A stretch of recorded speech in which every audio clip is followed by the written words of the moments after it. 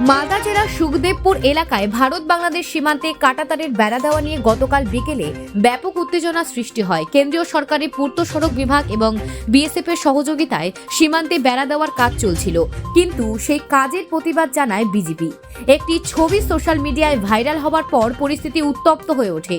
এপারে ওপারের বাসিন্দারা ঘটনাস্থলে জড়ো হয় এবং পরিস্থিতি নিয়ন্ত্রণে আনতে কালিয়াচক ৩ নম্বর ব্লকের লোকজনও সেখানে পৌঁছায়। প্রশাসন সূত্রে জানা গিয়েছে, সেখানে বেড়া দেওয়ার কাজ ছিল তা বাংলাদেশের অভ্যন্তরে বলে দাবি করেছিল বিজেপি। তবে দুপক্ষেরই মধ্যে আলোচনা হয়, ভারতীয় অংশে কাজ শুরু হয়। এখন পরিস্থিতি নিয়ন্ত্রণে রয়েছে বলে প্রশাসন নিশ্চিত করেছেন। এই উত্তেজনাপূর্ণ পরিস্থিতির সীমান্তে নিরাপত্তা নিয়ে নতুন আলোচনা শুরু করেছে। Bureau report, news prime Times. আমরা সোশ্যাল মিডিয়াতে দেখেছি এবং নিজেরাও খবর নিয়েছি। ওখানে বাংলাদেশ গার্ড যারা আছে, বিজিবি, আমাদের এখানে কাঁটাতারের বেড়া দেওয়ার যে প্রক্রিয়া চলছিল, তখন তারা এসে তারা জায়গাটা এমন ব্যাপার করে যে জায়গাটা তাদের কাটা দেওয়াটা বন্ধ করার চেষ্টা করে। তখন বিএসএফ এবং সেই গ্রামের মানুষ যারা ইন্ডিয়ায় অধিবাসী, তারা মিলে প্রতিবাদ করাতে তারা পিছু হটে এবং পরবর্তীতে কাজটা চালু হয়েছে।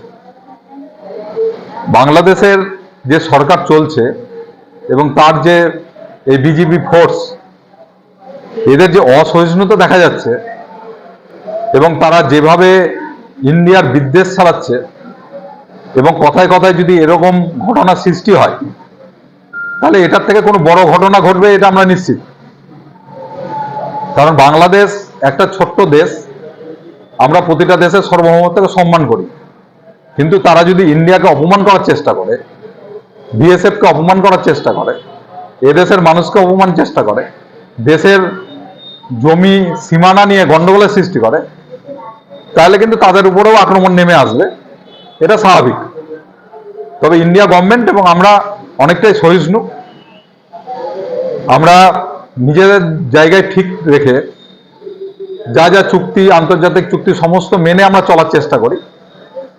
কিন্তু বাংলাদেশ যদি এরকম করতে চায়, তাহলে তাদেরও সাবধান হওয়া দরকার। এটা দিল্লির সরকার দেখছেন। এটুকু বলতে পারি যে আমাদের বিএসএফ এবং বাংলাদেশের বিএসএফরা ওখানে মজুদ আছে, কোনো অন্যায় দেখলে তারাই দেখবে। আমাদের কিছু